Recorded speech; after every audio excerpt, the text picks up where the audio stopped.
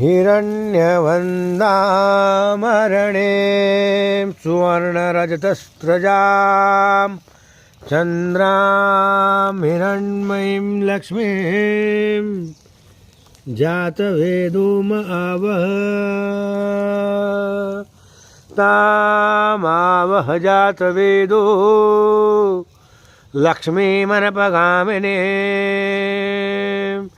यस्यां हिरण्यं विन्देयं गामश्यं पुरुषानहम् अश्वपूर्वां रथमध्यां हस्तिनादप्रमोदिनीं श्रियं देवी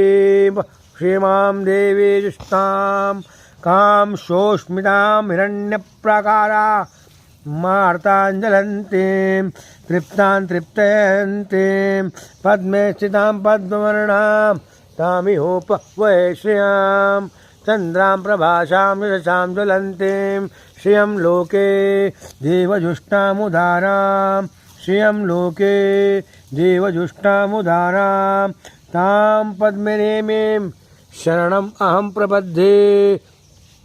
लक्ष्मीं में नश्यतां तां वर्णे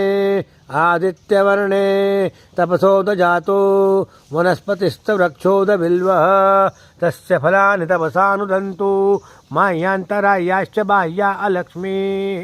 उपेतु मां देवसखा कीर्तिश्च मणिनाशः प्रादुर्भूतोऽस्मि राष्ट्रेऽस्मिन् कीर्तिमृद्धिं ददातु मे क्षुत्पिपा